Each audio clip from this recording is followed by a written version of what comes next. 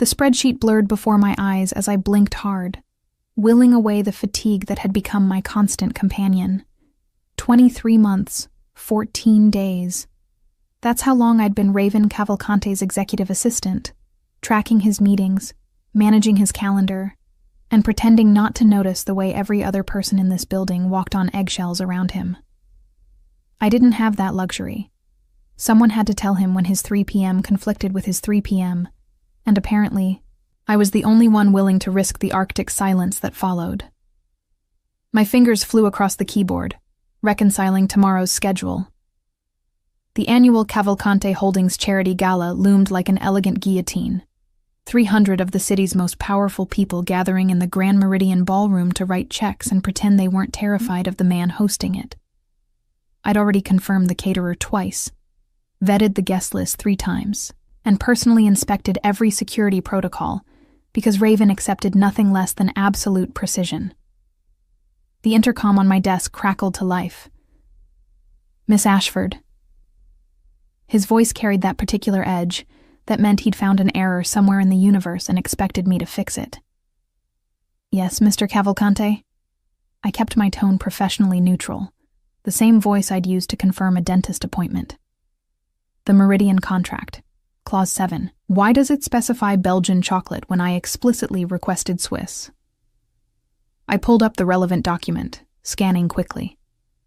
"Because the Belgian suppliers you prefer are exclusive to the Meridian's preferred vendor list. Swiss would require importing through a third party, which violates the venue's insurance policy. I attached a memo explaining this 3 weeks ago. Tab 2, highlighted in yellow. Silence. The kind that made junior executives sweat. I'd learned to find it almost meditative. Fine. The single word carried grudging approval. The quarterly reports are ready for review? On your desk since 7 a.m., color-coded by division, with my analysis of the discrepancies in the shipping subsidiary. Another pause. You noticed the discrepancies. I notice everything, Mr. Cavalcante. That's what you pay me for. I allowed myself the smallest smile he couldn't see. Shall I schedule a meeting with shipping to address it? Already done. They're here in 20 minutes. A beat. How did you... I anticipated your request when I spotted the issue yesterday evening. I glanced at the clock. 2:47 p.m. They should be arriving in the lobby right about now. The intercom went silent, but I caught the faintest sound that might have been a chuckle, or indigestion. With Raven, it was impossible to tell. My desk phone rang, outside line. I answered with practiced efficiency. Raven Cavalcante's office? Serafina Ashford speaking. Sarah? Thank God. Cillian's voice tumbled through the line, warm and slightly panicked. I know this is absolutely bonkers, but I'm desperate. I leaned back in my ergonomic chair, recognizing the tone. Cillian owned the antique shop 2 blocks from my apartment. We'd become friends over my habit of browsing his collection of vintage first editions every Saturday morning. What did you do? Nothing. Well, something. My family's coming to town for grandmother's 85th birthday, and they've spent the last 6 months hounding me about settling down. He exhaled dramatically. They think I'm lonely because I'm not married at 32. I need a girlfriend. That's what dating apps are for, Cillian. No, I need a fake girlfriend, just for the weekend. Someone who can smile through awkward dinners and deflect invasive questions about grandchildren. Someone brilliant and sarcastic enough to shut down my aunt's interrogations. His voice turned wheedling.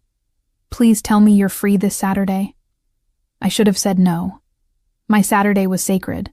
Farmer's market in the morning, bookshop browsing in the afternoon, meal prep for the week in the evening. Routine kept me sane in a job that demanded constant flexibility. But Cillian had saved me from a nightmare tenant situation last year, lending me his guest room for 3 weeks when my previous landlord tried to illegally evict me. And he'd never once mentioned the rent I couldn't pay back, just quietly donated the equivalent to the literacy charity I volunteered with. What time? I heard myself ask. Really? Sarah, You're a saint. The gala thing is Saturday evening. Some fancy charity benefit my grandmother bought tickets 2 months ago. She's expecting me to bring someone. My stomach dropped. What gala? The Cavalcante Holdings thing at the Grand Meridian. I know, ridiculous, right? But grandmother insists it's the social event of the season. Of course it was. Of course Cillian's grandmother would have tickets to my boss's annual fundraiser. The universe had a sick sense of humor. I'll be there anyway, I said slowly. I'm coordinating the event. Even better, you already know the layout. So that's a yes? I thought of Raven's expression when he'd fired the last assistant who'd brought a date to a company function without clearing it first. But technically, I wasn't bringing a date. I was attending as a guest with someone else entirely. 2 separate capacities. Perfectly defensible. Fine, but you owe me an entire shelf from your rare fiction collection. Done. You're the best, Sarah. I'll pick you up at 7. After we hung up, I stared at the spreadsheet on my screen without seeing it. This was fine. Raven barely noticed me beyond my function as his organizational system. I'd stand next to Cillian, smile appropriately at his grandmother, and monitor the gala logistics simultaneously, multitasking at its finest. The intercom crackled again. Miss Ashford, the shipping executives are here early. I'll send them in. I pressed the button to unlock the conference room doors, then rose to greet the nervous-looking trio of men hovering near my desk. They flinched when I approached, as if proximity to Raven's assistant might somehow infect them with his displeasure. I offered them my warmest smile, the one that had diffused more executive meltdowns than I could count. Gentlemen, Mr. Cavalcante is ready for you. Please, follow me. As I led them through the double doors into Raven's office, I caught a glimpse of him behind his massive desk.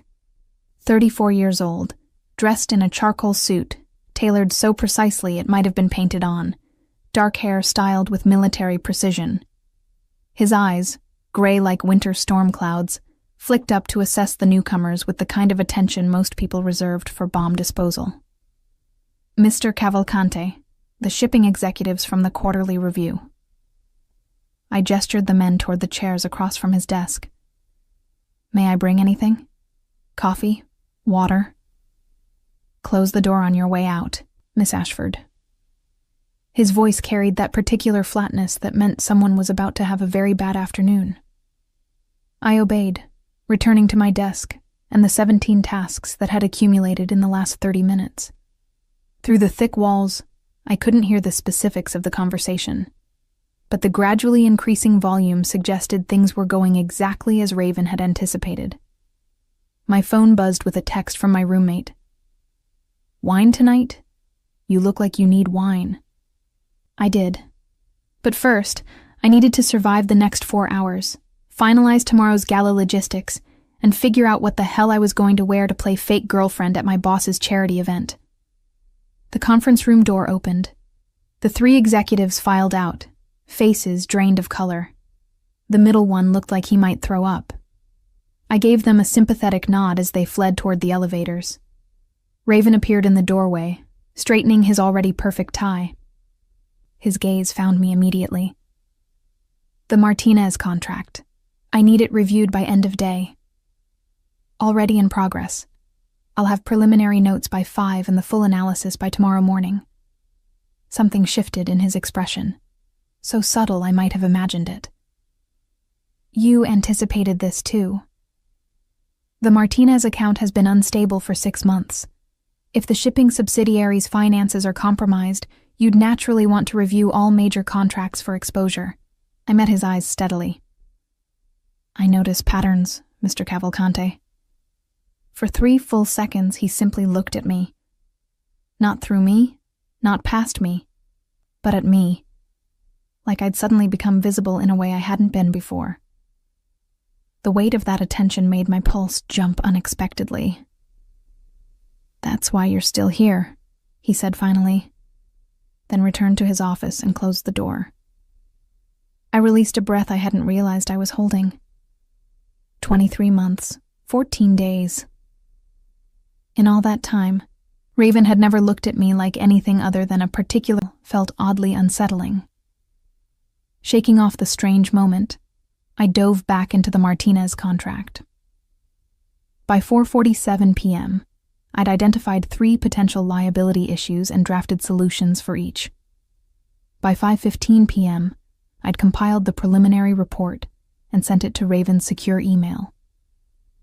My desk phone rang immediately. The third solution: explain your reasoning. I pulled up the relevant section. Martinez's majority stakeholder is heavily invested in overseas shipping lanes that overlap with our compromised subsidiary. If we restructure the payment schedule to quarterly installments instead of annual, we limit exposure while maintaining the relationship. They get better cash flow. We get less risk. And if they default, then we have a built-in exit clause after 4 quarters instead of being locked in for 3 years. Plus, the quarterly review process means we catch problems faster. Silence. Then, implement it. Draft the amendment and schedule a call with Martinez for next week. Already on your calendar for Tuesday, 10 a.m. This time, I definitely heard the chuckle. Good night, Miss Ashford. Good night, Mr. Cavalcante. I packed up my workstation, logged out of all secure systems, and grabbed my coat. The elevator ride down from the 43rd floor felt longer than usual, my mind already running through tomorrow's gala checklist. Venue confirmation, check. Catering timeline, check. Security protocols, check. Fake boyfriend who didn't know my boss would probably murder him with his eyes pending. Outside, the October air bit through my jacket as I walked toward the subway. My phone buzzed again, this time an unknown number. Miss Ashford, this is Vittoria Cavalcante. I stopped walking. Raven's mother, who he hadn't spoken to in 20 years, according to the whispered office gossip, who'd left her family when he was 14 and never looked back. Yes, Mrs. Cavalcante. I need to speak with my son, tomorrow at the gala. I know he won't take my calls, but he can't refuse me in public.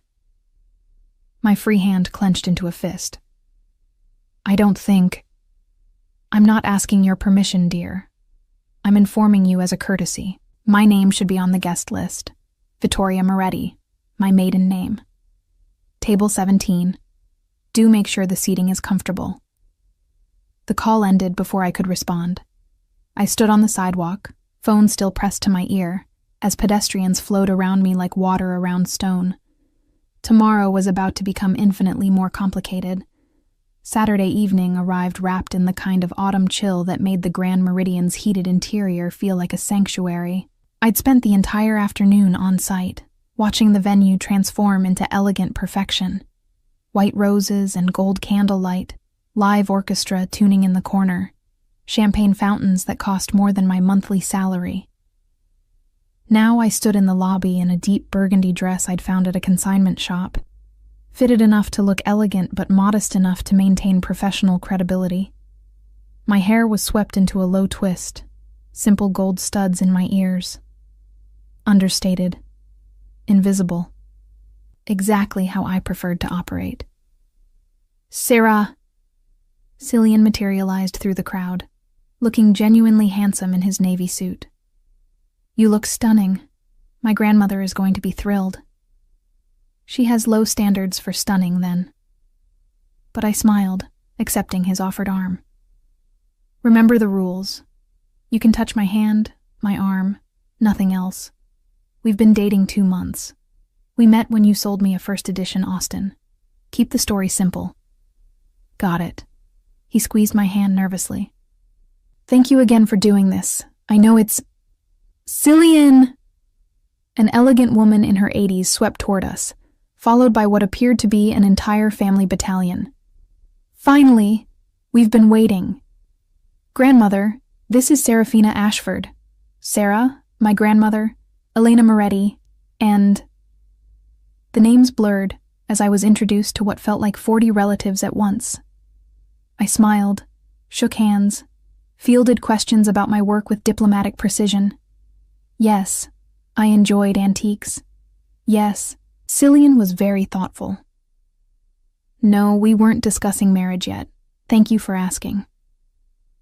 Through it all, I kept one eye on the ballroom logistics. The catering team was 3 minutes behind schedule. The orchestra was slightly off tempo.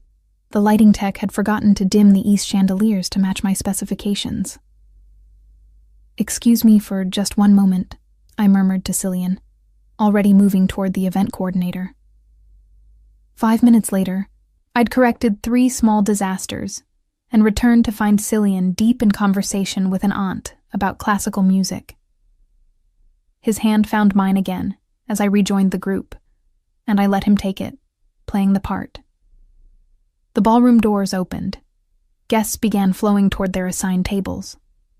I guided Cillian's family toward 17, still scanning for problems, and that's when I saw her. Vittoria Moretti sat at table 17 in a silver dress that probably cost more than my car, if I'd owned a car.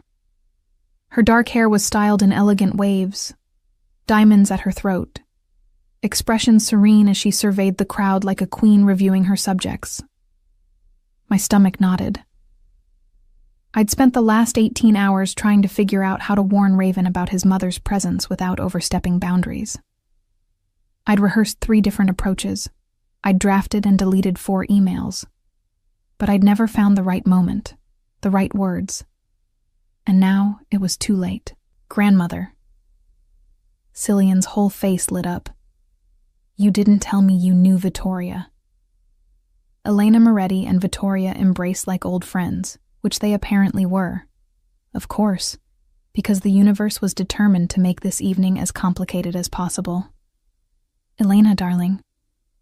Vittoria's voice was warm honey. "And this must be Cillian's young lady. How lovely." She extended her hand to me. I shook it, feeling like I'd just touched something venomous. "Serafina Ashford," I said carefully. "Pleasure to meet you." "The pleasure is mine." Her smile never wavered, but her eyes were calculating. "Ashford, that name sounds familiar. I work in the financial district." "Ah." Understanding flickered across her face. "How interesting." The orchestra struck up the opening melody. Guests settled into their seats. I remained standing, scanning the room for Raven's inevitable entrance. He always arrived exactly 12 minutes after the doors opened, late enough to avoid small talk, early enough to avoid causing offense. I'd timed it over 3 years of company events. 11 minutes, 43 seconds. Cillian tugged my hand gently. "Sarah, you okay?" "Fine." I sank into the chair beside him, hyper-aware of Vittoria watching me from across the table. "Just monitoring the schedule." "You really can't turn it off, can you?" His smile was affectionate. "The event coordinator thing. Someone has to make sure the champagne fountains don't run dry. Is that what you do? Event coordination?" Vittoria leaned forward, all polite interest. "Executive assistants, actually." I met her gaze steadily. "I work for Cavalcante Holdings." Something sharp flashed in her eyes. "How fascinating. You must know my son, then." The orchestra swelled. The ballroom doors opened one final time. Raven Cavalcante entered like winter itself had taken human form. He wore a black tuxedo tailored with the precision of surgical instruments, his dark hair immaculate, his expression carved from granite. Behind him came Marcus, his head of security, a mountain of a man who'd once been special forces, and now ensured that Raven's world remained exactly as ordered as he demanded.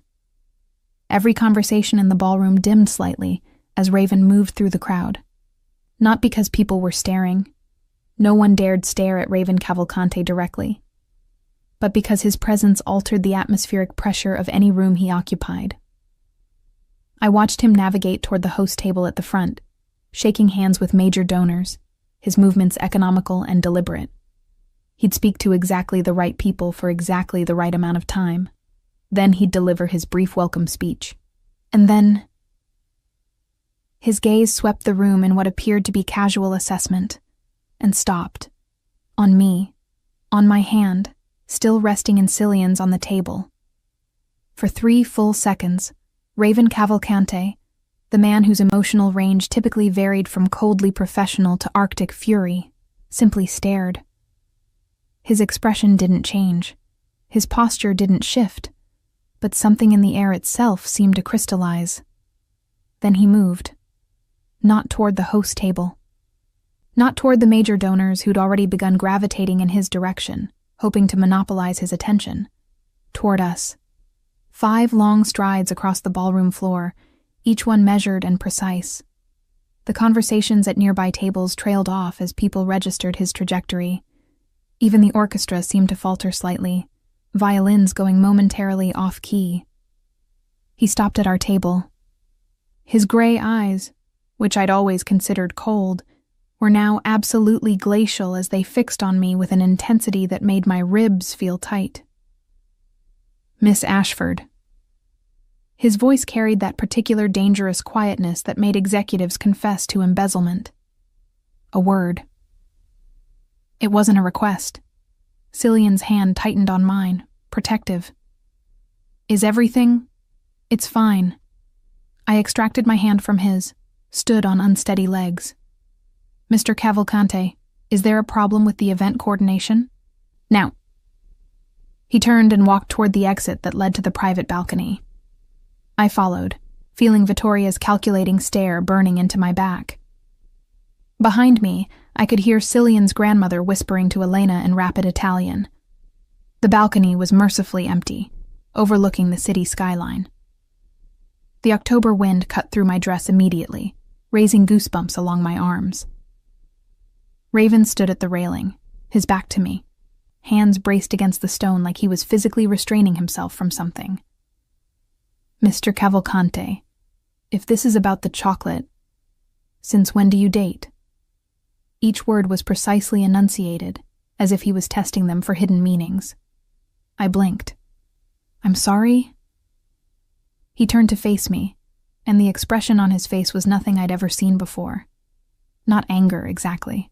Something rawer, more dangerous. You heard me. Since when do you date?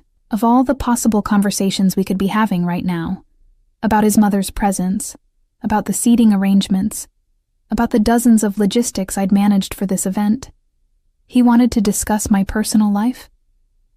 Since men started asking me out, Mr. Cavalcante. I crossed my arms against the cold, allowing my most devastating sarcasm to surface. It happens to people with social skills. You should research the concept. His jaw tightened almost imperceptibly. Who is he? That's not really your concern, is it? I kept my voice leveled despite the surreal nature of this entire conversation. Unless my dating life somehow affects my performance at work, which it doesn't. You brought him to a company event. I brought a guest to a public charity gala that I happened to be attending in my personal capacity. I raised an eyebrow. There's no policy against that. I checked. Of course you did. Something that might have been dark amusement flickered across his face. You check everything. It's my job to check everything. The cold was starting to make my teeth want to chatter, but I refused to show weakness. Was there something specific you needed, or can I return to my date? The word date seemed to hit him physically. His hands clenched into fists at his sides, then deliberately relaxed. How long? He asked, his voice dropping even lower. How long what? How long have you been seeing him? This was absurd. We were standing on a freezing balcony, the charity gala I'd spent 6 weeks organizing happening without my supervision inside, because my boss was interrogating me about my relationship status with an intensity usually reserved for hostile corporate takeovers. 2 months, I heard myself say. The lie felt strange on my tongue, but I couldn't exactly explain the fake dating arrangement to the man who currently looked like he might buy Cillian's entire antique shop just to shut it down. Not that it's 2 months. He repeated it like he was committing it to memory. And you didn't think to mention it. Why would I mention it? Genuine confusion was starting to overtake my irritation. Do you tell me about your dating life? His laugh was sharp and humorless. I don't have a dating life. Right. You have women who sit at table 17 with your mother. The words escaped before I could stop them. Finally, his expression cracked. What? Oh no. Table 17, I said carefully. Your mother is here. She called me yesterday, used her maiden name to get on the guest list. She's sitting with Cillian's grandmother. They're apparently old friends. Raven went absolutely still. Not tense, not angry. Still, like a predator deciding whether to strike or retreat. You knew, he said softly. You knew, and you didn't tell me. I tried to find the right moment. My voice came out smaller than intended. I didn't know how to, there wasn't a good way to. Get back inside, Miss Ashford. His voice had gone flat and cold. Make sure the event proceeds smoothly, and keep your date away from table 17. He brushed past me, returning to the ballroom. I stood alone on the balcony for a long moment, trying to understand what had just happened. My boss, my famously controlled, emotionally distant boss, had just interrogated me about my dating life with an intensity that suggested. What? Jealousy? No.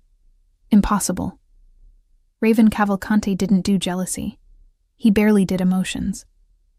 But as I returned to the ballroom and found Cillian waiting anxiously by our table, I couldn't shake the memory of Raven's face when he'd seen us holding hands, the way his expression had shattered for just a moment, revealing something raw and furious beneath. Is everything okay? Cillian whispered as I rejoined him. Your boss looked... It's fine. I managed a smile, sliding back into my chair. Across the table, Vittoria was watching me with predatory interest. Everything's under control. The lie tasted bitter, because nothing was under control anymore, and I had no idea how to fix it. Over the following weeks, my carefully ordered world began fracturing in ways I couldn't explain and didn't know how to stop. It started small. Monday morning after the gala, I arrived at 6:45 a.m. to find Raven already at his desk. Unusual for a man whose schedule I knew down to the minute. He barely acknowledged me beyond a curt nod, but his gaze tracked me as I moved through my morning routine, cataloging his day, sorting priority communications, preparing his first meeting brief. By Tuesday, he'd somehow discovered that Cillian and I had dinner planned at Marcello's, the Italian restaurant 3 blocks from my apartment. I only knew because when I arrived with Cillian at 7, Raven was there, in a back corner booth, alone with an untouched plate of pasta and a financial report spread across his table. Isn't that your boss? Cillian whispered, following my stunned gaze. Yes, I managed. What a coincidence. But it wasn't a coincidence. Marcello's wasn't in Raven's neighborhood. It wasn't near his office or his penthouse or any of his business holdings. The only logical reason for him to be there was me. He didn't approach our table, didn't acknowledge my presence beyond a single searing glance when we first walked in. But I felt his attention on me throughout the entire meal like a physical weight, making every laugh with Cillian feel performative, every touch of hands across the table seem magnified. Wednesday brought an urgent email at 8 p.m. Need Martinez analysis reviewed. In office now. Require your immediate presence. I'd been at home in comfortable clothes, halfway through meal prep for the week. I changed back into work attire, took the subway to the office, and arrived at 9:17 p.m. to find Raven behind his desk, the Martinez file open before him. The third quarter projections, he said without preamble. Walk me through your reasoning on the Asia-Pacific expansion. I did. For 2 hours. Standing beside his desk while he questioned every assumption, challenged every projection, pushed me to defend conclusions I'd spent weeks developing. By 11:30 p.m., my feet ached in their heels, and I'd started wondering if this was punishment for something I didn't understand. That's all, he said finally, closing the file. Good work, Miss Ashford. It's 11:30 at night, Mr. Cavalcante. I kept my voice carefully neutral. Was this analysis urgent enough that it couldn't wait until morning? His gray eyes met mine, unreadable. I needed to be certain. Of the projections? Of your reasoning? He leaned back in his chair. You're the only person in this company whose analysis I trust without verification. I needed to understand why. The admission hung between us, strange and weighted.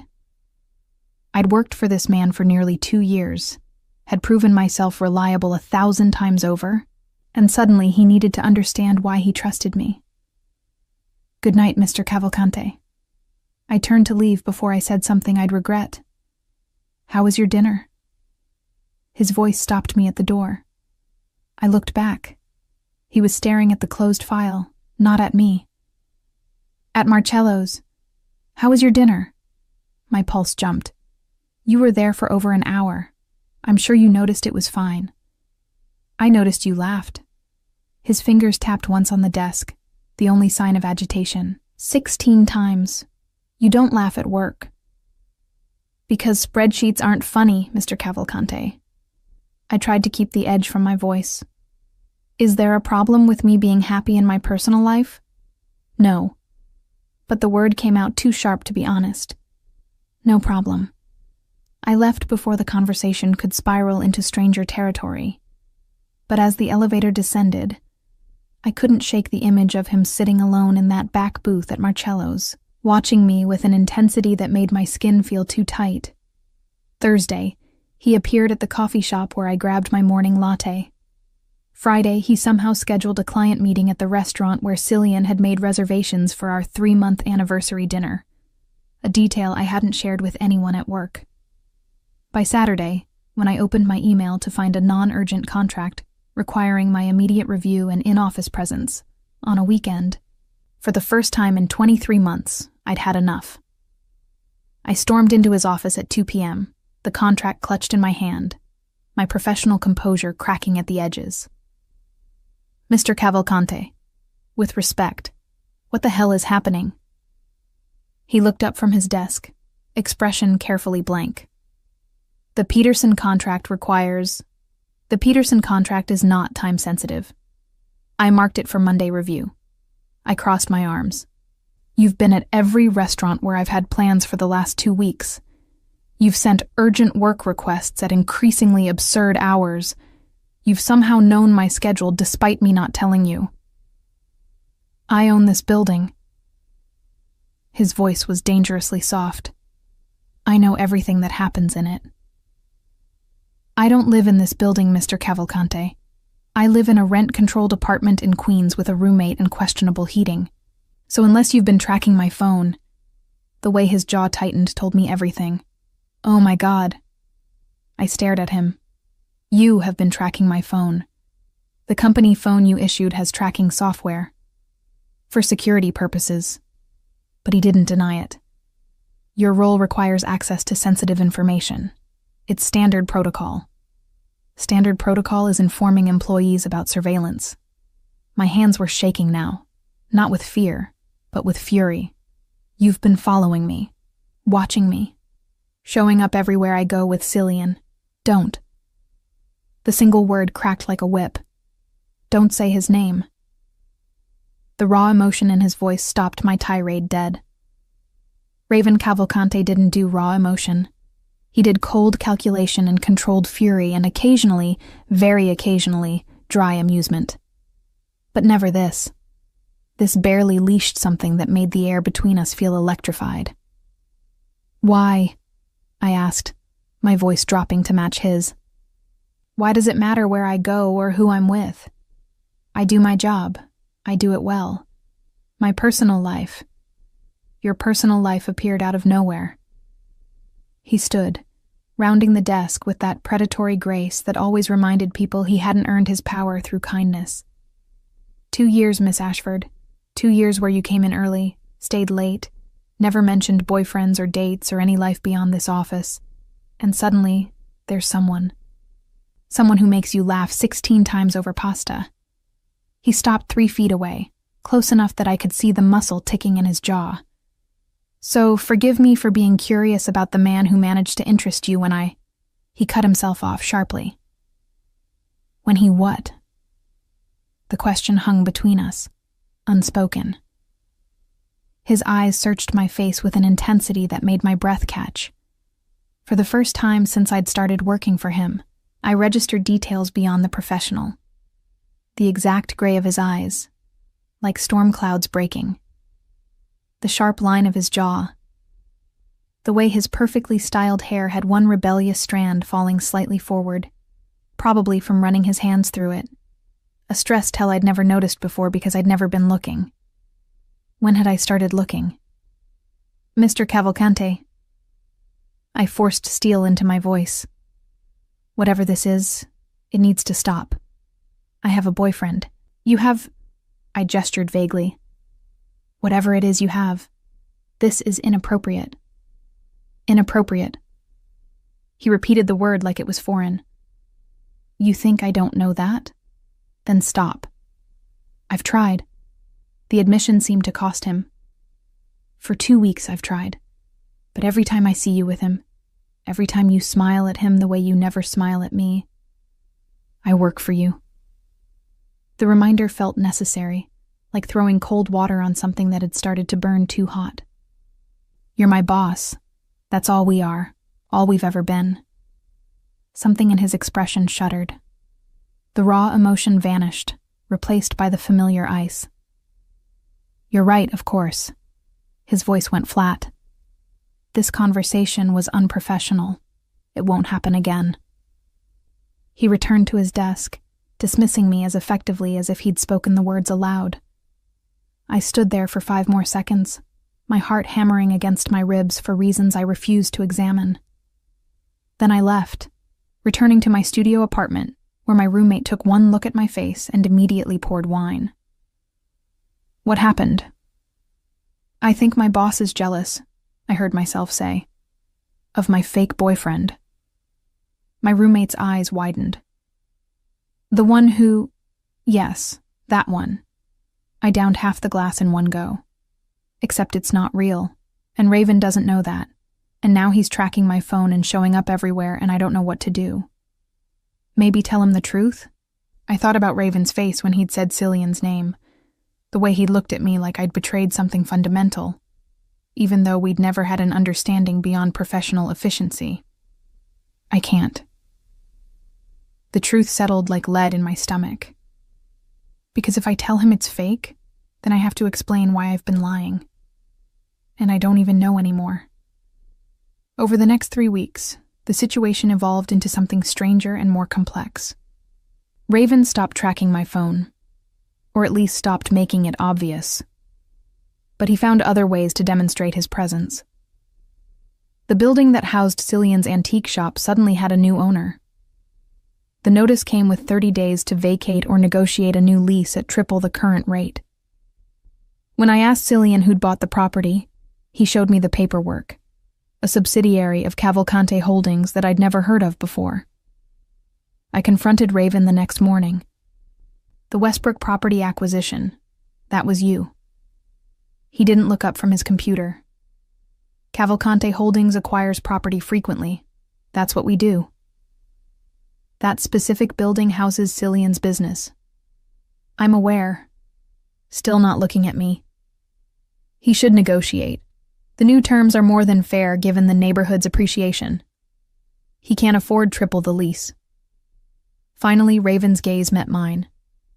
"Then perhaps he should have considered that before—" He stopped himself.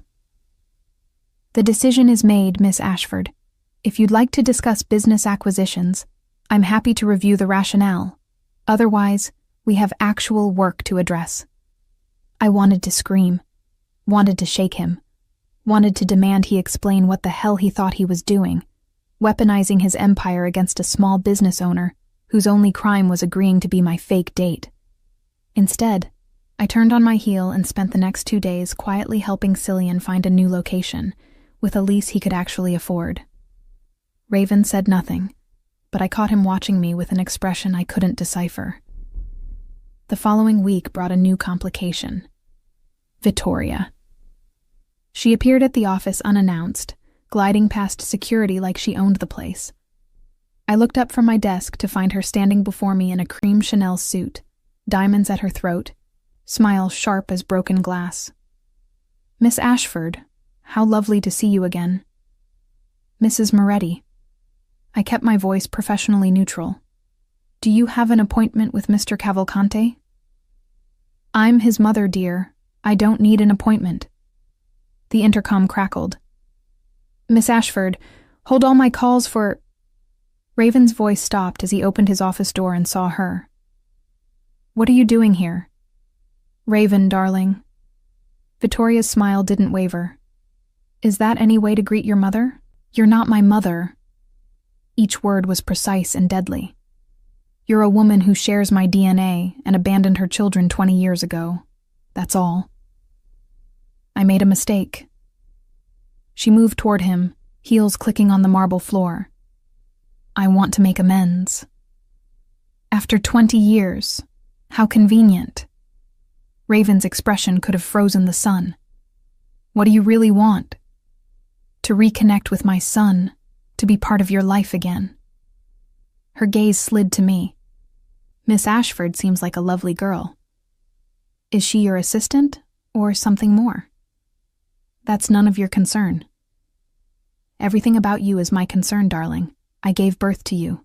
That creates certain rights." I watched Raven's hands clench into fists, the first break in his control I'd seen since Victoria arrived. Something in my chest tightened at the vulnerability I glimpsed beneath his rage. "You have no rights here." His voice dropped to that dangerous softness. "Leave, now, or I'll have security remove you." "Raven, now." Victoria's smile finally cracked.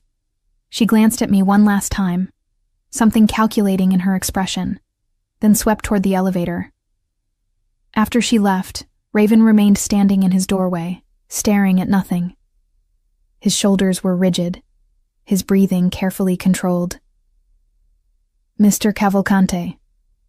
I kept my voice gentle. "Are you—" "Cancel my afternoon appointments." He turned back into his office.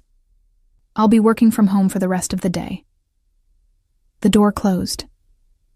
I sat at my desk, staring at my carefully organized calendar, and realized something fundamental had shifted. I'd spent 23 months seeing Raven Cavalcante as my boss. Difficult, demanding, occasionally impossible, but ultimately just a job, a paycheck, a professional relationship with clear boundaries. But the man who'd just faced down his estranged mother with barely contained fury wasn't just my boss anymore. He was human in ways I'd never allowed myself to acknowledge. Vulnerable in ways that made my protective instincts surge. And somewhere along the way, without noticing exactly when, I'd started caring about him in ways that had nothing to do with professional competence and everything to do with the raw pain I'd glimpsed behind his perfect control. My phone buzzed. Cillian. "Sarah, we need to talk. I met someone." The words should have brought relief. Instead, they brought a strange sense of foreboding, like the universe had just moved pieces on a board I didn't know I was playing on. "Tell me everything," I said, even as my gaze remained fixed on Raven's closed door. Cillian met me at our usual coffee shop that evening, his expression apologetic but hopeful in a way I'd never seen before. Her name is Margot. She came into the shop last week looking for a Victorian writing desk. He couldn't stop smiling. We talked for 3 hours. She's an historian, specializes in 19th century literature. She's brilliant and funny. And, "Sarah, I think this might be real." I set down my latte carefully. "That's wonderful, Cillian." "Which means we should probably end our arrangement." He reached across the table, taking my hand in a gesture that was pure friendship. "You've been amazing. You saved me from endless family interrogations, and I'll be forever grateful. But I can't keep pretending when there's someone I actually want to date." "Of course." Relief washed through me.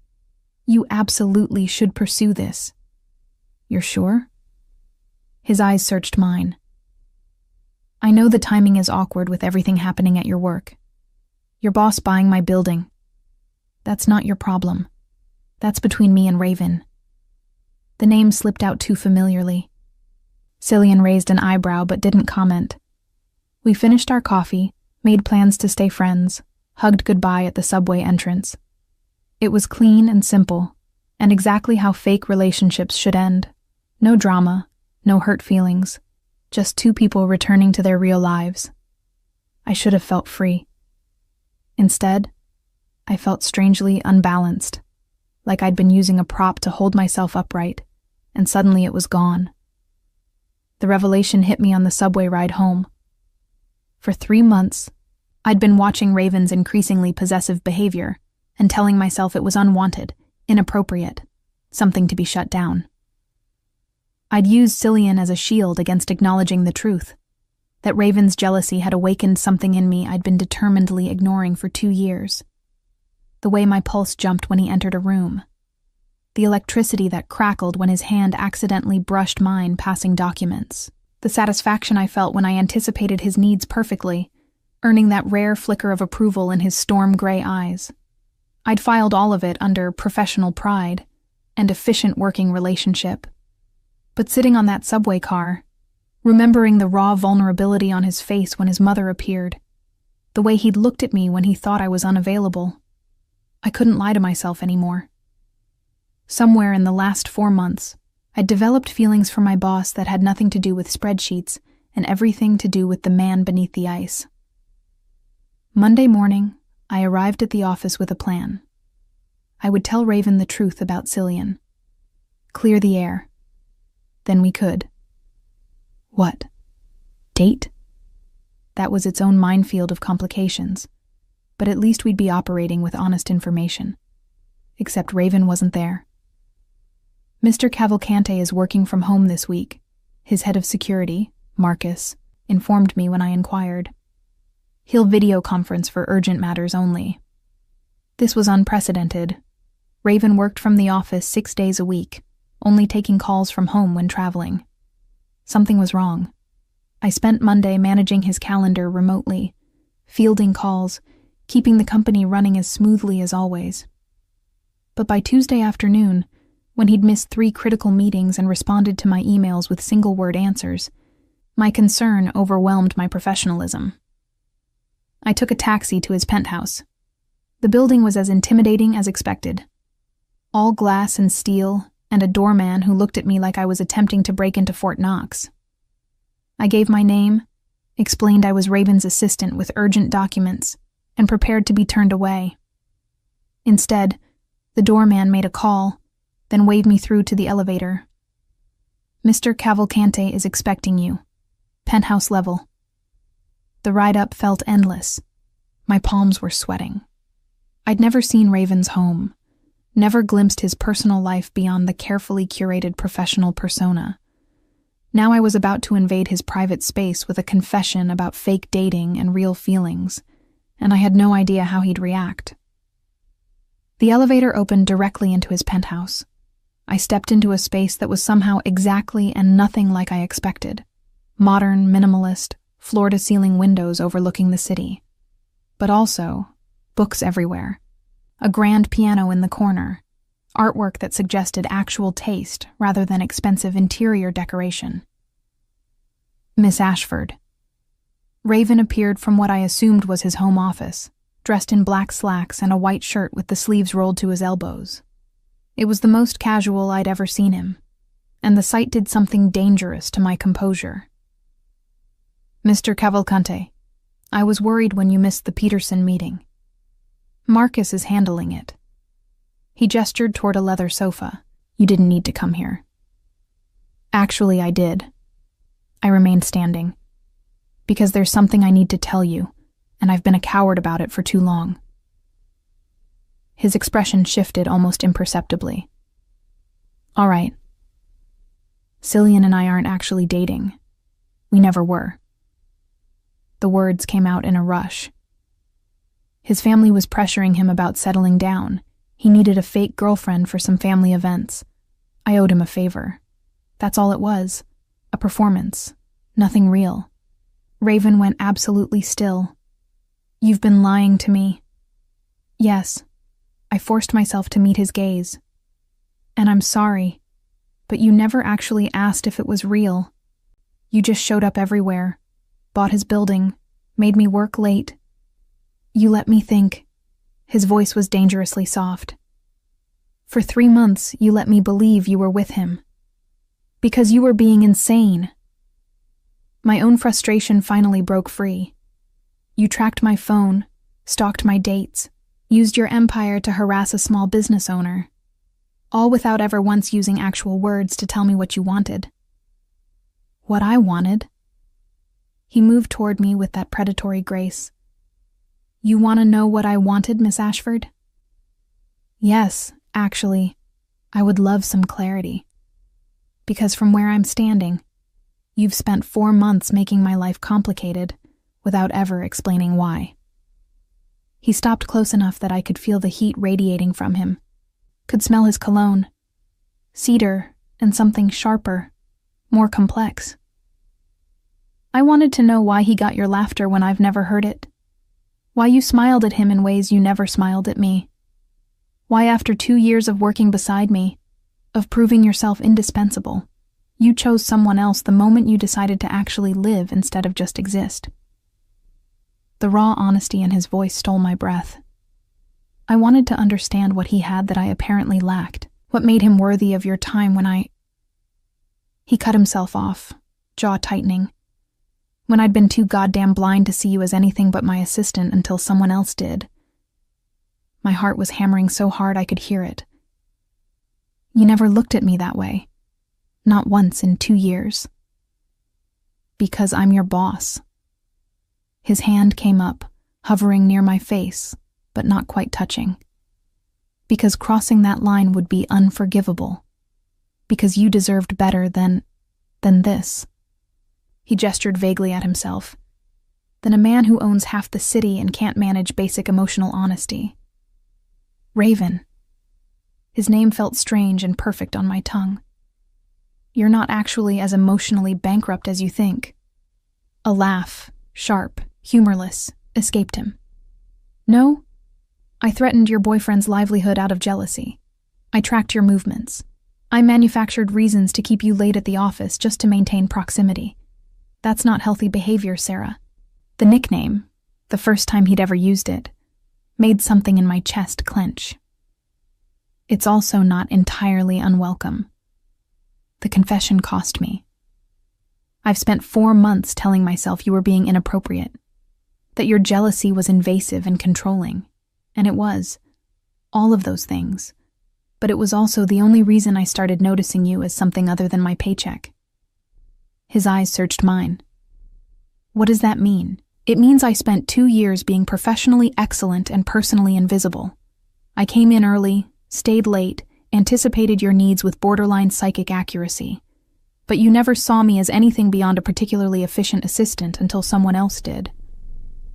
I forced myself to be as honest as he'd been. And somewhere in watching you lose your mind over a fake relationship, I realized I'd developed very real feelings for you. The silence stretched between us, heavy with implications. This is a terrible idea, Raven said finally, but his hand had moved to cradle my face, thumb brushing my cheekbone with devastating gentleness. I'm your employer.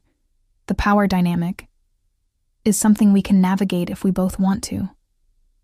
I leaned into his touch, my pulse racing. Or we can go back to pretending this doesn't exist. Your choice.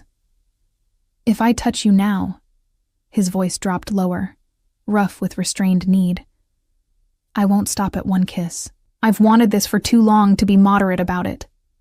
Then don't be moderate. The words escaped before I could consider their implications. I'm tired of moderate, Raven. I'm tired of pretending. He kissed me. It wasn't gentle. It was 4 months of frustrated want, compressed into a single moment, his mouth claiming mine with an intensity that made my knees weak. His hand slid into my hair, destroying the careful twist I'd styled that morning. My back hit the wall. When had we moved? and his body pressed against mine, solid and overwhelming, and exactly what I'd been denying I wanted.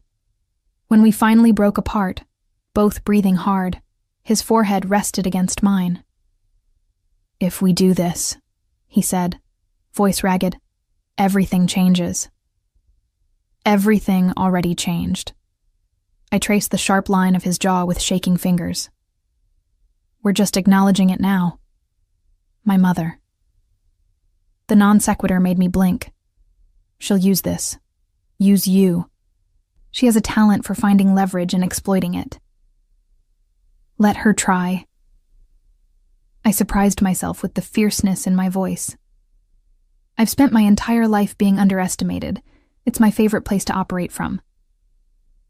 Something that might have been pride flickered in his eyes, then concern. "You don't know what you're signing up for, Sarah. My world, the things I've done to build this empire. I've worked for you for 2 years. I catalog your meetings, manage your schedule, review your contracts. I'm not naive about what you do or how you do it." I held his gaze steadily. "If I were, I would have run the moment you tracked my phone." A ghost of a smile touched his lips. "Any sane person would have." "I've never claimed sanity was my strong suit." I kissed him again, softer this time. Just organizational skills and a devastating capacity for sarcasm. His laugh, genuine, warm, was the most beautiful sound I'd ever heard.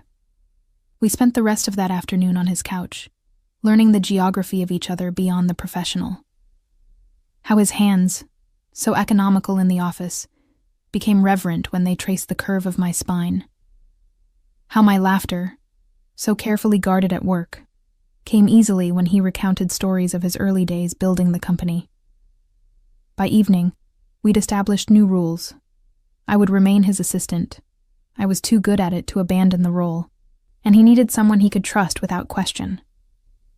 But after hours, we belonged to each other in ways that had nothing to do with org charts and everything to do with the connection we'd been denying. It should have been simple. It wasn't. Because the next morning, as I sat at my desk reviewing contracts with a carefully professional expression, while my lips still tingled from Raven's goodbye kiss that morning, Vittoria appeared again. And this time, she wasn't alone.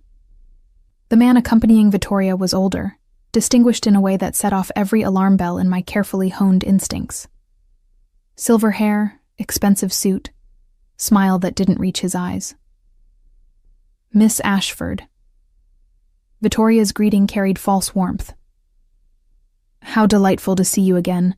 This is Domenico Salvatore, an old family friend." The name Salvatore made something click in my memory. I'd seen it in contracts, buried in subsidiary paperwork for Cavalcante Holdings, an investment group that kept appearing and disappearing in the corporate structure, always just distant enough to avoid scrutiny, but close enough to have influence. "A pleasure," I said neutrally, not extending my hand. "Do you have an appointment with Mr. Cavalcante?" "Not exactly." Salvatore's smile widened. "But I'm sure Raven will make time for family." Family. The word was carefully chosen, deliberately weighted. I pressed the intercom. "Mr. Cavalcante, Vittoria Moretti and Domenico Salvatore are here to see you." The pause before Raven answered was infinitesimal, but I'd learned to read his silences.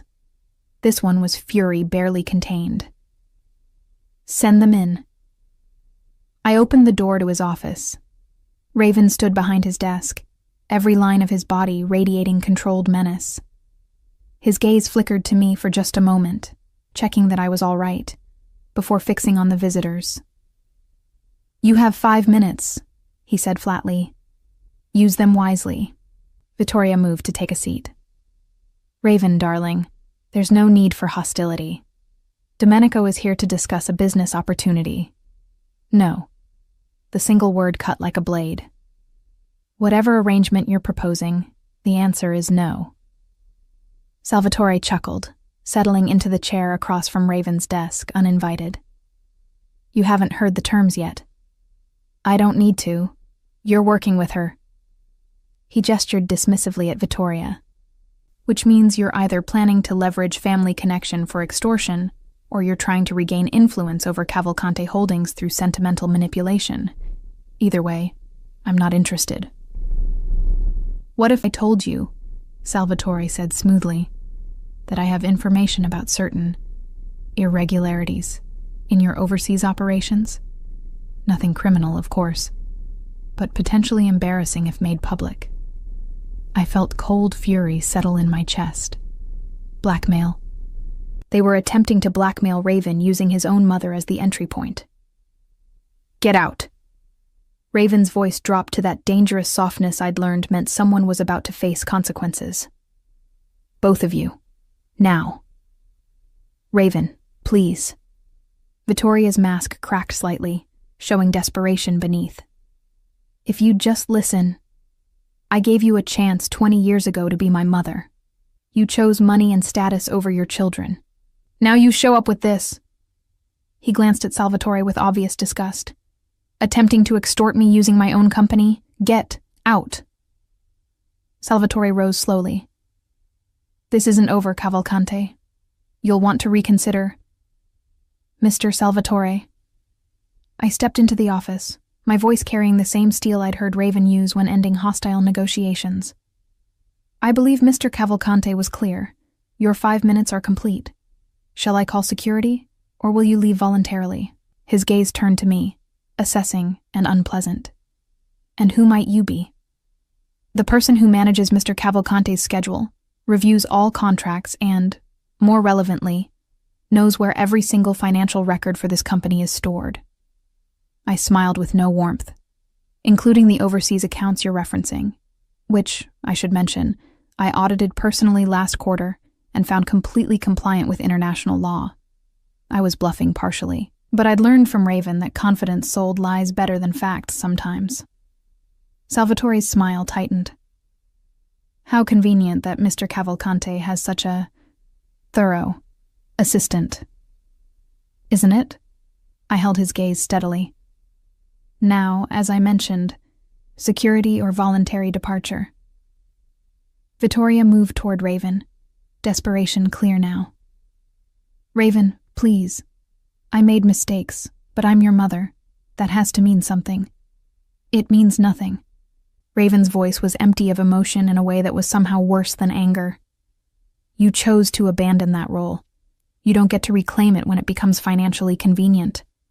He pressed a button on his desk. Marcus appeared in the doorway within seconds, his imposing frame filling the space. Escort Ms. Moretti and Mr. Salvatore to the elevator. Make sure they understand they're not welcome in this building again. As Marcus ushered them out, Salvatore going with dignity, Vittoria with protests that echoed down the hallway. I remained in the doorway, watching Raven's carefully controlled facade crack at the edges. The moment the office door closed, his shoulders sagged infinitesimally. Are you okay?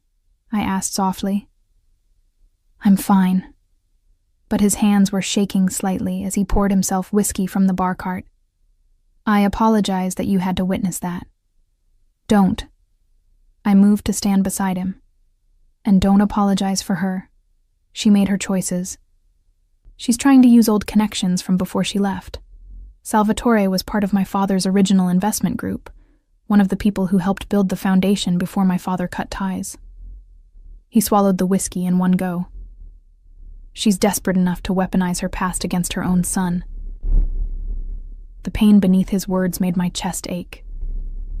I took the empty glass from his hand and set it aside, then laced my fingers through his. She'll try again, I said. People like that always do. I know. His thumb traced circles on my palm, seeking comfort in the small touch. I should have handled her appearance at the gala differently. Should have anticipated. You can't anticipate everything, Raven. Not even you. I squeezed his hand. But you can accept help. Let me be your second set of eyes on this. He looked at me then, really looked, and something shifted in his expression. You stood up to him, to Salvatore, despite not knowing exactly what he had. I knew enough. and I knew you wouldn't be threatened by something legitimate. I allowed myself a small smile. Also, I really did audit those overseas accounts. They're clean, so his leverage was probably fabricated anyway. The ghost of his smile appeared. You're terrifying when you want to be. I learned from the best. I leaned up to kiss him softly. Now, let's actually review those accounts together and make sure there's nothing hidden that could be used against you. Over the following weeks, Vittoria made 3 more attempts to contact Raven. Through lawyers, through old family connections, through increasingly desperate messages left with my desk that I simply deleted without passing along. Each time, Raven's expression would go carefully blank, his control absolute. But I'd learned to read the tension in his shoulders, the way his jaw tightened. Our relationship deepened in the quiet spaces between business crisis management. Late nights in his office turned into late nights at his penthouse, my toothbrush appearing in his bathroom, my coffee preference mysteriously becoming stocked in his kitchen. We kept it strictly separate from work hours. In the office, I was still Miss Ashford. He was still Mr. Cavalcante. Our professionalism unassailable. But after hours, I learned the man beneath the reputation. How he played piano when stressed, fingers moving over keys with the same precision he brought to hostile takeovers. How he'd taught himself to cook during business school because eating out meant wasting time. How his mother's abandonment had shaped every relationship he'd had since, making trust something he extended with surgical precision to almost no one. I don't know how to do this, he admitted one evening, as we lay tangled together on his couch, the city lights spreading beneath us through floor-to-ceiling windows. Relationships, vulnerability. I'm good at control, at maintaining distance. But with you, with me, you can stop controlling everything. I traced the line of his jaw, feeling the tension there. I'm not going anywhere, Raven. I've seen the worst parts of your world and I'm still here. You shouldn't be. But his arms tightened around me. You deserve someone normal. Someone who doesn't have enemies trying to blackmail him through his own mother. Normal is overrated. I prefer brilliant, possessive, and occasionally impossible. I kissed him softly. Which, in case you missed it, is exactly what you are. His laugh was quiet but genuine. Occasionally impossible? At least twice a week. Your demands for Swiss chocolate at venues that only stock Belgian, for instance. That was one time. It was 3 times, but who's counting? I settled against his chest, listening to his heartbeat. The point is, I know exactly who you are. All of you. And I'm choosing to stay. The words were both truth and promise. Because somewhere in the last 6 months, Raven Cavalcante had become more than my boss, more than the dangerous man who controlled half the city. He'd become the person I wanted beside me, the partner who challenged and supported me in equal measure. But the universe, as always, had complications in store. 2 months after the attempted blackmail, I arrived at work to find Raven already in his office, his expression grimmer than I'd seen since his mother's first appearance. What happened? I asked immediately. He slid a folder across his desk. Salvatore. He didn't give up. He just changed tactics. Inside were photos, grainy but clear enough, of various business meetings Raven had conducted over the years. Deals that skirted the edge of legal, but never quite crossed it. Conversations with people whose reputations were less pristine than Raven's carefully cultivated public image. None of this is illegal, Raven said.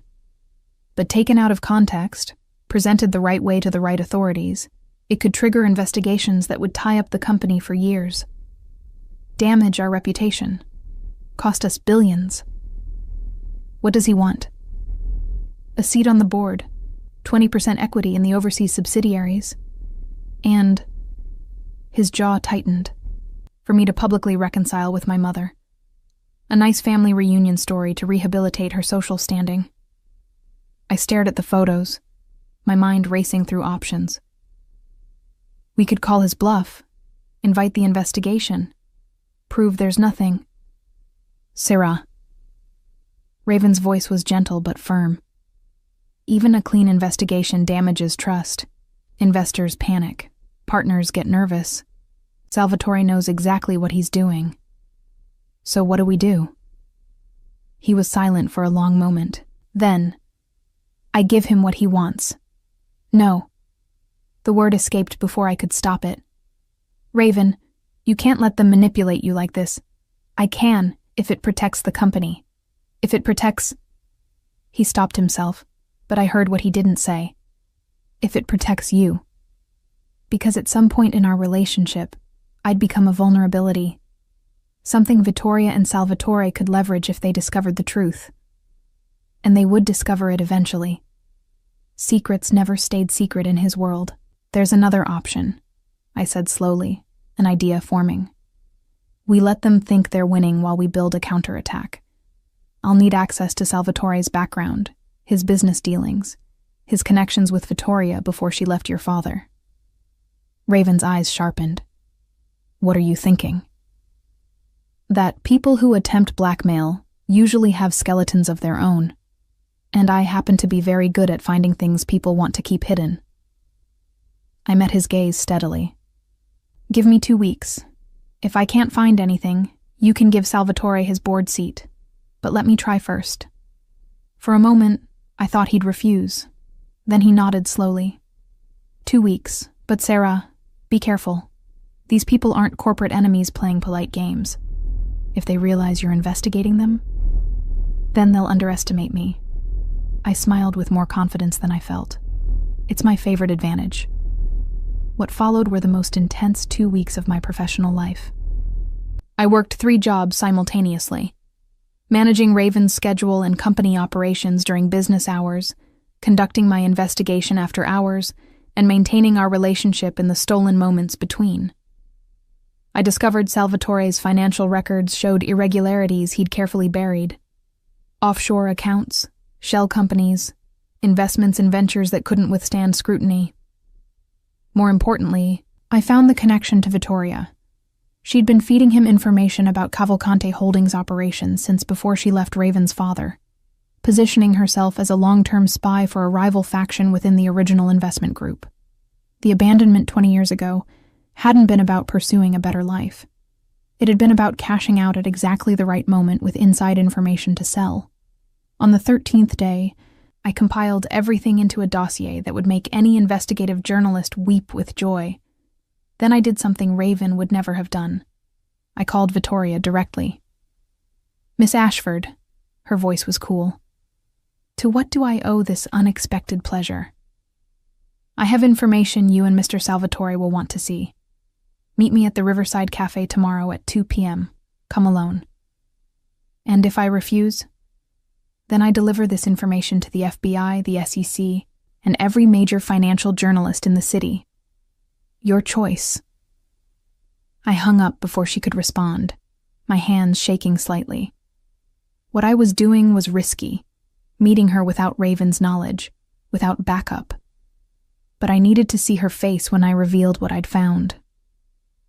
The next afternoon, I sat at a corner table in the cafe, the dossier in a sealed envelope before me. Vittoria arrived exactly on time, impeccably dressed, her expression carefully neutral. Miss Ashford, you're either very brave or very foolish. She slid into the seat across from me. Raven doesn't know you're here, does he? What Raven knows or doesn't know isn't your concern anymore. I pushed the envelope across the table. Open it. She did. I watched her face as she processed the contents, the financial records, the communication logs showing her long-term connection to Salvatore, the evidence that her abandonment had been calculated betrayal rather than tragic choice. Where did you get this? Her voice was tight. I'm very good at finding things people want to keep hidden, as I mentioned once before. I leaned forward. Here's what's going to happen. You and Salvatore are going to disappear. No more blackmail attempts, no more contact with Raven, no more leveraging family connection for financial gain. In exchange, I don't share this information with authorities who would be very interested in your decades of corporate espionage. You can't prove... I absolutely can. I've already verified it with 3 independent sources. I smiled without warmth. I'm Raven Cavalcante's executive assistant. Do you really think I'd come to this meeting without being absolutely certain? Vittoria stared at me, calculation warring with fury in her eyes. He chose well. You're as ruthless as he is. No, I'm protective of people I love. There's a difference. I stood. You have 24 hours to contact Salvatore and end whatever arrangement you had. After that, I make some very interesting phone calls. I left her sitting there, my heart pounding, but my steps steady. It was only when I was 3 blocks away that I allowed myself to text Raven. It's handled. I'll explain tonight. His response came immediately. Are you safe? Yes. Meet me at your place in an hour? I'll be there. When I arrived at his penthouse, Raven was pacing like a caged predator. He rounded on me the moment I walked in. What did you do? I told him everything. The investigation, the evidence, the meeting with his mother, the ultimatum. He listened without interrupting, his expression unreadable. When I finished, silence stretched between us.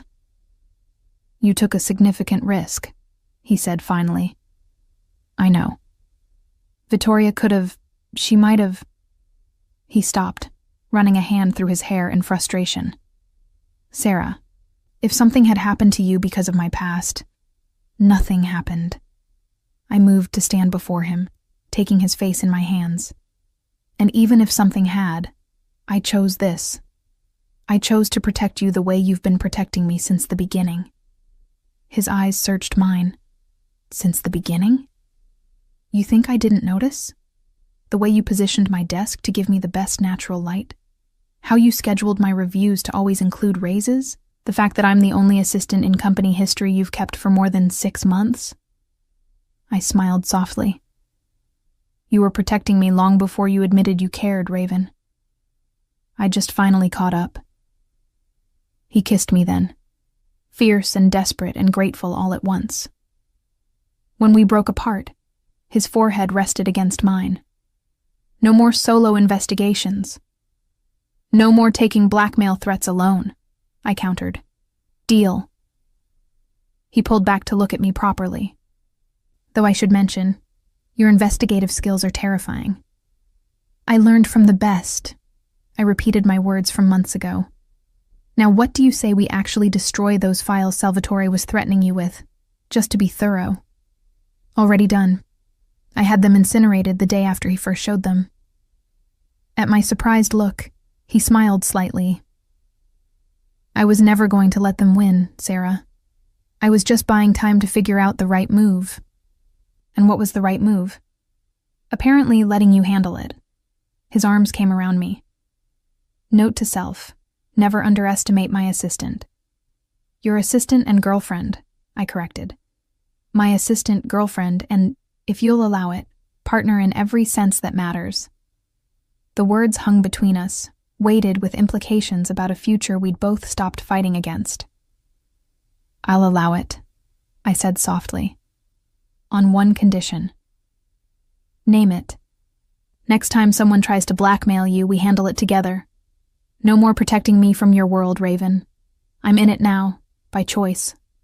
Let me stay. His smile was real and unguarded. You're impossible to argue with. I know. It's one of my best qualities. True to my threat, Vittoria and Salvatore vanished from our lives.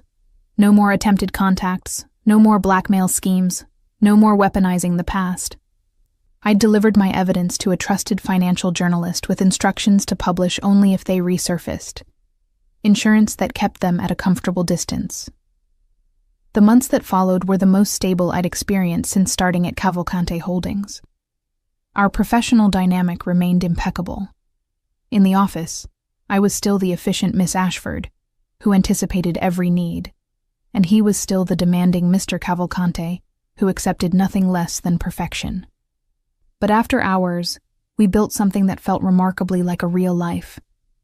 I moved into his penthouse gradually, a drawer here, a bookshelf there, until one day I realized I hadn't been back to my apartment in 3 weeks. My roommate found a new place. I officially forwarded my mail. And Raven, who'd never shared space with anyone, adjusted with surprising grace to having another person in his carefully ordered world. We learned each other's rhythms, how he needed silence in the mornings and conversation in the evenings, how I required coffee before human interaction and preferred cooking to ordering in, how we both worked best side by side at his kitchen counter, laptops open, occasionally stealing kisses between contracts. 8 months after the gala where everything changed, Cillian called with news. He and Margot were engaged. "I want you both there," he said, his joy infectious even over the phone. Margot knows the whole fake dating story. She thinks it's hilarious. She wants to meet the woman who saved me from my family's interrogations. The engagement party was small and intimate, held at Cillian's new antique shop location, the one I'd helped him find after Raven's acquisition spree. Margot was everything Cillian had described: brilliant, funny, and clearly smitten with him in a way that made something warm settle in my chest. Raven came with me, his hand at the small of my back, his presence commanding attention even in the casual setting. Cillian's grandmother spotted us immediately. "So this is the boyfriend," she said, her eyes twinkling with knowing amusement. "The one who caused all that delightful drama at the gala." "Elena." Raven's voice held genuine warmth as he greeted her. "It's good to see you again." "Oh, you two are on first-name terms now?" She laughed, delighted. "How wonderful. Though I must say, young man, your jealousy was rather obvious to those of us who were watching." Raven had the grace to look slightly embarrassed. "I wasn't, that is—" "He absolutely was," I interjected, saving him from further floundering. "Painfully, obviously jealous. It was quite entertaining, actually." "For you, maybe." But he was smiling as he said it, his arm sliding around my waist with easy possessiveness. "I maintain it was strategic concern for my assistant's well-being." "Keep telling yourself that, boss." We mingled through the party, Raven surprisingly comfortable in the casual setting. I watched him charm Cillian's relatives, discuss antique furniture with Margot, and, most surprisingly, laugh genuinely at one of Cillian's stories about disastrous family dinners. "Thank you," Cillian said quietly, finding me alone by the drinks table. "For everything. The fake dating thing led me to Margot, and—" He glanced at Raven across the room. "Apparently it led you somewhere good, too." "It did." I followed his gaze, watching Raven listen intently to one of Cillian's aunts, his expression engaged rather than merely polite. Though I'm still not entirely sure how we got here. Jealousy, apparently, and your devastating capacity for sarcasm. Cillian grinned. "Turns out those are excellent foundations for a relationship." Who knew? The evening wound down peacefully. Raven and I returned to his penthouse. Our penthouse now, I supposed, in comfortable silence. But as we entered the elevator, he pulled me close, his expression suddenly serious. "There's something I need to tell you." My stomach clenched. That sounds ominous. Not ominous, just important. The elevator doors opened to his hour floor. He led me inside, then guided me to the windows overlooking the city. "I've been working on something. Restructuring certain aspects of my business operations." Restructuring how? Severing ties with the more questionable elements, the investments that skirt legality, the partnerships with people whose methods I can't entirely endorse. Building something that's completely legitimate, completely clean. He turned to face me fully. "Because I want a future that isn't constantly looking over its shoulder. And because you deserve better than a partner whose business dealings keep you awake at night." I stared at him, processing. "Raven, You don't have to change your entire operation because of me. I'm not doing it just because of you. I'm doing it because of us. Because what we have, what we're building, it matters more than maintaining an empire built on moral compromises. His hands came up to cradle my face. You made me want something different, Sarah. Something better. The raw honesty in his voice made my throat tight. That must have been complicated. It was necessary, and ongoing. It'll take another year to complete the transition fully. But I wanted you to know. I wanted you to understand that I'm choosing this. Choosing us.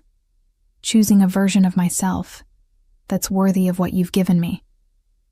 I rose on my toes to kiss him, pouring everything I felt into the contact.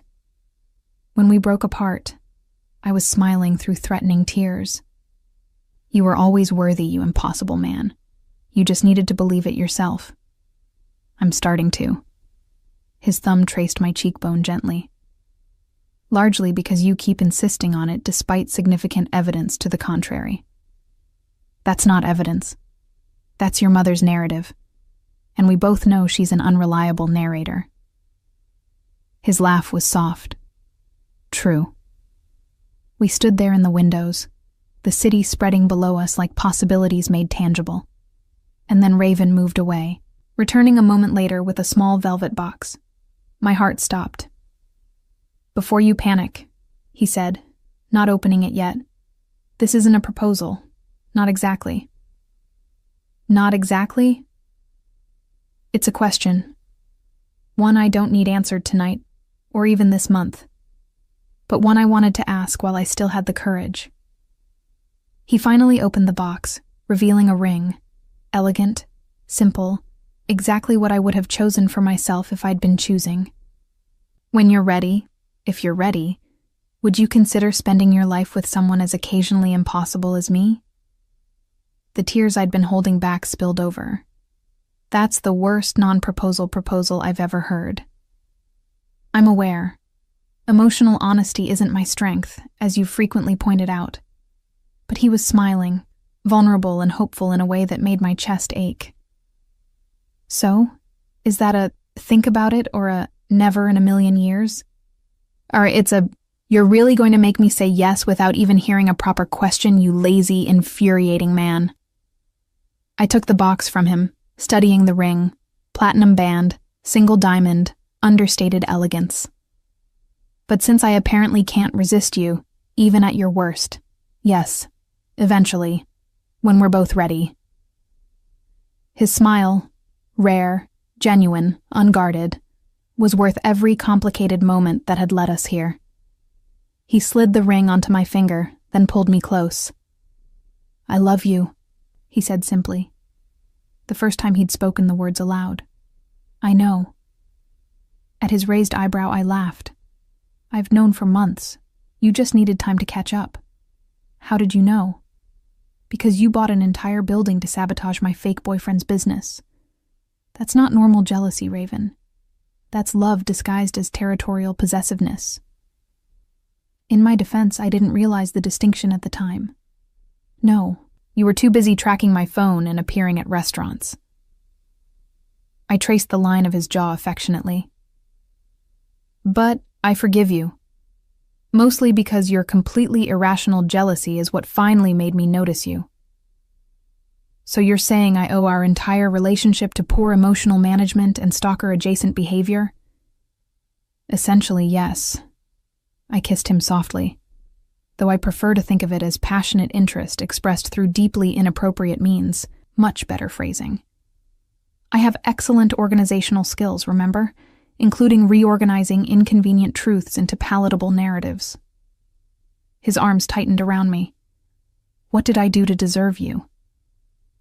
You lost your mind over a fake relationship and made me work late for 3 months straight out of jealousy. Apparently, that's my love language. Noted for future reference. We stood there in the windows, wrapped in each other, the ring on my finger catching the light. It wasn't traditional. Nothing about us was. But it was honest, real, built on a foundation of professional respect that had transformed into something infinitely more complex and valuable. 1 year later, we married on the rooftop of Cavalcante Holdings, the building where we'd spent 2 years orbiting each other without truly seeing, where jealousy had finally opened our eyes, where we'd built something that started with spreadsheets and ended with forever. Cillian was there with Margot, now heavily pregnant with their first child.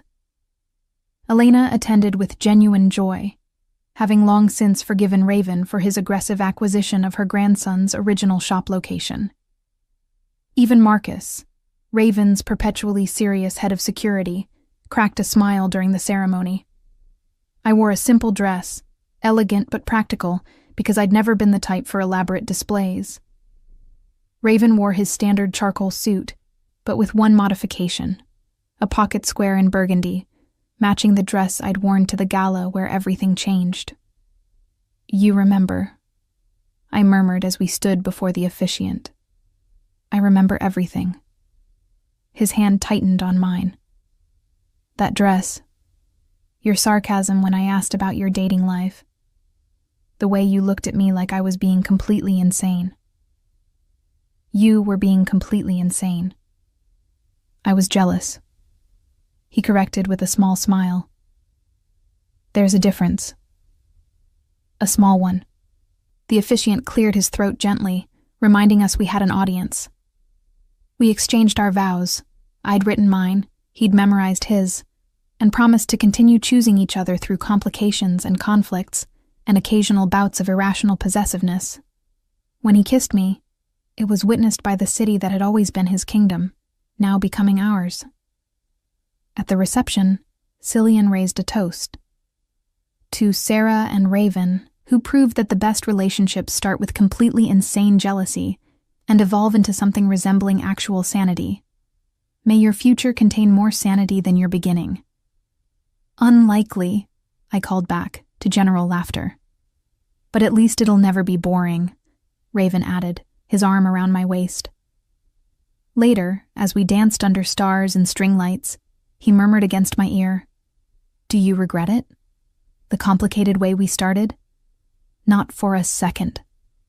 I leaned back to look at him. "If you hadn't lost your mind over Cillian, I might never have noticed I was in love with you. Sometimes the messy beginning is what makes the destination matter." Spoken like someone who's spent too much time organizing my philosophical ramblings into coherent thoughts. Someone has to. Left to your own devices, you'd just glare people into understanding. His laugh rumbled through his chest into mine. True. We swayed together, surrounded by people we cared about, building the next chapter of a story that had started with jealousy and bloomed into something neither of us had been looking for, but both of us needed. Somewhere in the crowd, I caught sight of my former self, the woman who'd arrived at work exhausted, who'd spent 2 years being professionally invisible, who'd agreed to fake date a friend and accidentally awakened something in her boss that neither of them could ignore.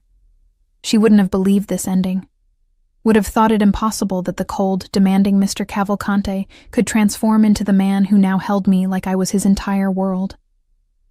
But impossible things happened when jealousy cracked open carefully maintained facades, when perfect control shattered to reveal raw feeling beneath, when two people who'd been orbiting each other finally, crashed together and discovered that the impact was exactly what they needed. "I love you," I said again, because the words never stopped feeling miraculous. "I know," Raven replied, stealing my line with a smile. "You've told me approximately 8,000 times since I finally said it first. And I'll tell you 8,000 more. Get used to it. I'm counting on it." He kissed me softly, then added against my lips, "For the record, I love you too. In case that wasn't abundantly clear when I bought an entire building to sabotage your fake boyfriend. It was a subtle clue, yes. Subtle. Right." He spun me gently under the lights. "My wife, the master of devastating understatement." "Your wife," I repeated, tasting the words. "I like how that sounds." "Good, because you're stuck with me now. Was there ever any doubt? You track my phone, remember?" only for security purposes. Keep telling yourself that, boss. I'm not your boss anymore.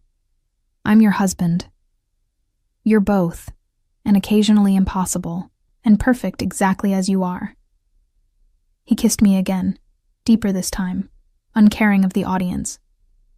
When we broke apart, his forehead rested against mine. Thank you, he said quietly. For what? For seeing me, for staying, for making me want to be better than the man I thought I had to be. Thank you, I countered, for losing your mind over a fake relationship and making me notice what had been right in front of me all along. So we're both thanking jealousy, essentially, and my devastating capacity for sarcasm, and your complete inability to express emotions like a normal human being. I grinned. We're a disaster, Raven. The best kind. He pulled me closer. The kind that works. And it did. Against all odds, despite the complicated beginning. Through jealousy and blackmail and estranged mothers, it worked. Because sometimes the messy stories are the best ones. Sometimes the wrong start leads to the right ending. Sometimes you have to lose control completely before you can find exactly what you've been looking for. And sometimes, just sometimes, the answer to the question you didn't know you were asking comes in the form of an impossible man who tracks your phone and buys buildings and finally learns to say "I love you" out loud, even if it takes him 8 months and a fake boyfriend to get there.